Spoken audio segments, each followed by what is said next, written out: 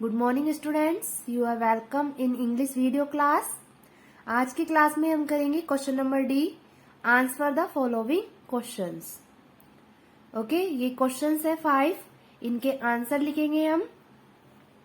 तो open your book at page number 21, जहां पर ये क्वेश्चंस लिखे हैं। 1 बाय 1 क्वेश्चंस की मीनिंग जानेंगे एंड फिर इसके आंसर की भी मीनिंग जानेंगे। ओके, तो हम कॉपी में लिखे हैं हमने, तो इसको कॉपी से पढ़ेंगे। चैप्टर का नेम लिखेंगे, ऊपर डेट डालेंगे आज की, चैप्टर का नेम लिखेंगे mystery of lost ring. Question number D, answer the following questions. पहला क्वेश्चन है, what plan did Akeem tell to the prince for finding the ring. वह कौन सा प्लान था जो अकीम ने प्रिंस को बताया था रिंग ढूंढने के लिए, जिससे कि उसकी रिंग मिल जाएगी। वह कैसा प्लान था जो अकीम ने प्रिंस को बताया था। तो हमने चैप्टर में भी पढ़ा कि अकीम जो है वो प्रिंस का मिनिस्टर था, जिसने एक प्लान बनाया था एक लिटिल रूम में रहने के लिए 10 डेज के लिए। तो इसका आंसर वही है।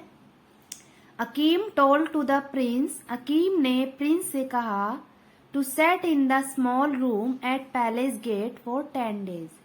10 दिन के लिए पैलेस गेट के एक छोटे से रूम में रहने के लिए प्लान बताया। किसने? अकीम ने प्रिंस को। तो आंसर होगा Akeem told to the prince to set in the small room at palace gate for 10 days. Okay, short में लिखा गया आंसर। क्वेश्चन नंबर 2 है, what was there in the room in which Akeem sat. उस रूम में क्या क्या चीजें थी जिसमें अकीम 10 दिनों के लिए रहा था। तो the room contain only a bed, a table, a chair and some shelfs for books. Akeem का जो छोटा सा रूम था जिसमें वो था 10 दिन के लिए, उसमें केवल एक बेड था, एक छोटी सी टेबल थी, एक चेयर थी और कुछ शेल्फ्स थी। अलमारी में जो जगह होती है रखने के लिए बुक्स वगैरह, उसको शेल्फ्स बोलते हैं। तो ये एक छोटे से रूम में थी जिसमें अकीम 10 दिनों के लिए रहा।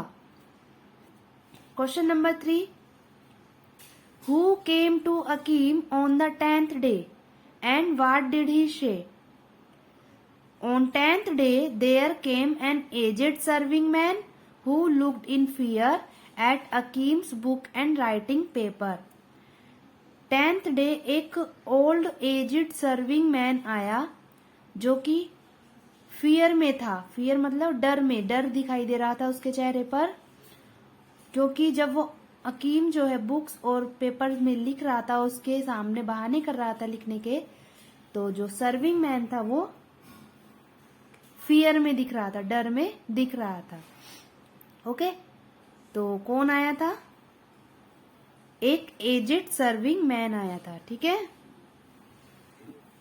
Question number 4, what did Akim say to his wife when she came to him on the 10th day.